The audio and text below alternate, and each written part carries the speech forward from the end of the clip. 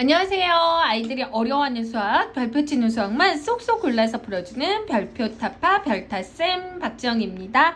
자, 여러 가지 모양에 대해서 이제 들어왔어요. 여러 가지 모양은 우리 아까 지난 시간에 말씀드렸지만 도형 단원이죠. 그래서 1학기 때는 어떤 도형, 입체 도형, 2학기 때는 평면 도형에 대해서 배웁니다. 그래서 여러 가지 모양을 찾아보고 여기 다 써있어요. 찾아보고 여러 가지 모양을 찍어보고 그리고 여러 가지 모양을 꾸며보는데 이런 게 어떻게 해요? 찾아보고 알아보고 꾸며본다 라는 얘기죠. 그러면 한번 내용 보도록 할게요. 자, 여러 가지 모양을 제일 처음은 찾아볼까요? 그랬어요. 그래서 여러 가지 모양을 그리고 우리가 전에 입체 도형을 배웠다면 사실은 평면 도형을 어려워하지는 않는데요. 이거를 중요한 거는요. 이름을 여기서 정하게 돼 있어요. 우리가 이제는 아이들이 워낙에 요새는 선행이 많이 돼서 사각형, 삼각형, 원 이런 식으로 막 돼 있는데 부르는데 그렇게 말고 우리가 창의적인 사고를 하기 위해서 모양을 이름을 안 가르쳐줘요. 마음대로 정해요. 그러면 그게 더 어려워. 아이들은. 엄마랑 좀 다양하게 해주시면 좋아요. 뭐 네모 모양, 색종이 모양. 근데 여기서 이제는 만약에 뭐 주사위 모양이라고 하면 틀린 것은 아닌데 그거는 입체고 이거는 평면이야. 이건 평평하잖아. 그런 이야기는 한번 해주시면 좋아요. 얘는 뭐 세모 모양, 옷걸이 모양, 그 다음에 얘는 뭐야 동그라미 모양, 접시 모양으로 부를 수 있다. 뭐 시계 모양을 하면서 이거를 이제 아이들이랑 토의해서 우리 반에서 이름을 정하게 되는 거예요. 그 다음에 여러 가지 모양을 알아보는 부분, 여러 가지 모양을 찾아봤으면 이번엔 알아보는 부분이죠. 자, 이거는 뭐에 대해서 배우냐? 뾰족한 군데가 뭐예요? 4군데. 그리고 뭐예요? 세모 모양은 뾰족한 게 어때요? 뾰족한 곳이 3군데. 얘는 뾰족한 곳이 없다. 이렇게 3가지를 이야기하면 돼요. 이걸 뭐 꼭지점이다 막 이렇게까지는 안 하고 뾰족한 곳이 4군데, 그 다음에 얘는 3군데, 얘는 뾰족한 곳이 없구나. 이렇게 해서 여러 가지 방법으로 좀 나타내 보는 방법. 네, 그렇게 해주시면 좋을 것 같고요.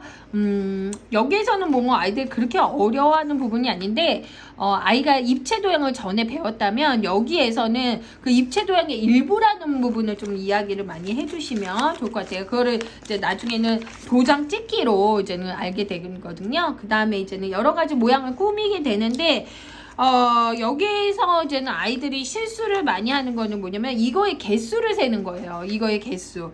그러면은 제가 동그라미 모양 개수를 센다, 네모 모양 개수를 센다, 세모 모양 개수를 세는데 1학년이다 보고 이러면은 이거의 개수를 세는 걸 좀 틀리게 돼요. 그래서 여기에서 이렇게 표시할 수 있게 요거는 V 표시, 요거는 동그라미, 그리고 얘는 뭐 일자 표시 이런 식으로 네모의 개수를 도형의 개수를 세는 것들이 나오는데 어렵진 않은데 여기서 이제는 말이 어려워요. 가장 많이 사용한 건 무엇이니? 가장 많이 사용한 것과 가장 적게 사용한 모양의 개수의 차이는 무엇일까? 뭐 이런 것들이 이제 말을 꼬기 시작하면 아이들이 이제는 아직 1학년이고 국어력이 완벽하지 않다 보니까 좀 어려워하는 부분이 있습니다. 그래서 그런 부분은 같이 국어적인 부분이니까 이야기를 해주시면 좋을 것 같아요. 자, 그 다음 이번에는 덧셈과 뺄셈 2번이 나왔어요. 그래서 여기에서는 이제는 아이들이 그렇게 어려워하는 부분은 아닌 것 같은데 엄마들이 이제는 긴장하게 되죠. 왜냐하면 세수의 덧셈, 뺄셈이 나오거든요. 우리 그 전에보다는 이게 쉬워진 거 아닌가 엄마들은 그렇게 생각할 수 있는데요. 여기에서 이제 문제가 뭐냐면 한 자릿수 덧뺄셈이 원활하지 않으면 한 자릿수 덧셈, 즉 두 수의 덧셈이 완벽하지 않으면 굉장히 또 헷갈릴 수 있단 말이에요. 하고 또 해야 된다는 거죠. 앞수를 두 수를 먼저 더하고 그 수를 더한 후에 두 수를 더해서 나온 수에 나머지 또 한 수를 더해야 되잖아요. 그러니까 앞에서 오류가 있으면 사실은 굉장히 어려울 수 있다는 거죠. 그래서 단원을 보시면 세수의 덧셈을 어떻게 하는지, 세수의 뺄셈은 어떻게 하는지 뭐 그런 것들에 대한 내용들이 나와 있고요. 여기서 두 수를 더해 볼까요? 그랬는데 여기에서는 뭐가 나오냐면 여태까지 답이 10이 넘어가, 그러니까 좋게 얘기하면 쉽게 얘기하면 자릿수가 넘어가는 거를 하지 않았어요. 올림수가 있는 거. 그래서 올림수가 있는 거 그런 것들에 대해서 이제는 공부를 본격적으로 하는 거고요. 여기에서는 뭐예요? 10이 되는 보수라고 이제는 나중에 말이 나오겠는데 뭐 10이 되는 더하기에 대해서 나오고 이제는 그런 개념을 배웠으면 10에서도 빼보는 그런 것들이고 이제는 10에 대해서 정확히 알았으면 10에 대해서 만들어서 더해보고 10을 더해서 만들어서 더해보고 그 다음에 어떻게 해요? 이제는 여기는 응용 부분들이 나온다는 거죠. 그러면 세수의 덧셈, 뺄셈은 어떻게 하는지 앞에 두 수, 아까 덧셈을 말씀드렸으니까 뺄셈 얘기해 볼까요? 자, 앞에 두 수를 뺄셈을 먼저 한 후 두 수의 뺄셈에 나온 수에 나머지 한 수를 한다 이런 이야기를 해주시면 좋을 것 같습니다. 그래서 여기에서 이제는 아이들이 질문을 많이 하는 것들이 뭐 있냐면 세수의 덧셈을 했을 때 1 더하기 1 더하기 2 10이 넘는 더하기는 안 나와요.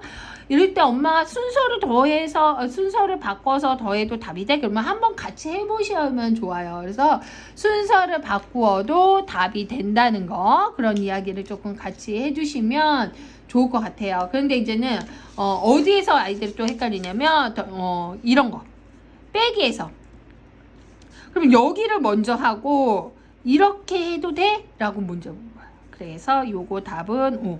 이렇게 하면 되지 않는다 라고 이야기해 주세요. 앞에 두 수를 먼저 계산하고 뒤에 수를 그 다음에 계산을 해야 된다 라고 해주셔야 돼요. 8 빼기 4를 하고 그리고 4 빼기 4를 했을 때 3이다. 그런데 덧셈은 순서를 좀 바꾸어도 된다. 이게 조금 아이들한테 어려운 개념인데 그 이야기를 조금 해주시면 좋을 것 같습니다. 응용 문제에서 그런 문제 때문에 아이들이 조금 어려움을 겪어요. 그 다음은 이제는 두 수를 더해볼까요? 라는 뜻이 나왔어요. 그래서 10이 넘는 더하기가 처음 나오거든요. 그래서 10이 넘는 더하기가 나온다는 거 어머님들이 알고 계시면 좋을 것 같아요. 그 다음에 여기에서 나오는 건 뭐냐면 두 수를 바꾸어 더해도 합은 같다는 거. 즉 7 더하기 5랑 5 더하기 7이 같다는 거 이야기해 주시면 좋은데 근데 사실은 저는 이제 이건 어머님들끼리 이야기하는 건데 두 수를 바꾸어 더해도 합은 같지만 상황은 좀 다르다는 거 그죠? 왜냐면 연필 7자루에 제가 첨가 상황이랑 합변 상황이 있다고 1번 교과서 분석에 말씀드렸지만 7개에서 5개를 더하고 5개에서 7개를 더하는 거는 상황은 차이가 있다는 거죠. 그래서 그런 부분은 좀 이야기를 안 해주셔도 어머님이 이해를 하고 계시면 좋을 것 같습니다. 그리고 여기에서는 뭐 응용 문제들이 좀 나오는데요. 그렇게 어려워하는 부분은 아닙니다. 교과서 분석하는 말이 굉장히 빠르죠. 이건 어머님들 보시는 거예요. 아이들보다는 어머님들 좀 많이 보시고 교과서에 대한 흐름을 이해하라는 그런 취지이기 때문에 제가 좀 말 빠르게 이용하고요. 이거에 대한 좀 어려운 문제나 이런 거는 제 채널에 또 따로 있거든요. 그래서 그거 보시면 좋을 것 같습니다. 그리고 10이 되는 더하기 이거를 꼭 한번 해보셨으면 좋겠어요. 이렇게 수 막대기 있죠. 이거 유치원에서도 배우고 이러고 많이 하거든요. 그래서 10이 되는 더하기 그게 예전에 10이 되는 가르기를 해보았거든요. 그래서 가르기 모으기 했던 기억을 좀 살리셔서 가르기 모으기를 아이들이랑 하는 것처럼 이렇게 수 막대 연결 큐브로 조금 해보시면 좋을 것 같다는 생각이 듭니다. 그래서 아이들이랑 꼭 이거는 같이 해봤으면 좋겠다는 그런 내용이에요. 여기에서는 이제는 아이들이랑 좀 게임을 많이 해주세요. 그래서 10이 되려면 한번 해볼게요. 10이 되려면 엄마랑 게임하는 하는 거야. 그럼 엄마가 먼저 얘기해요. 엄마가 먼저 3 그래요. 그러면 아이가 뭐라고요? 7. 네.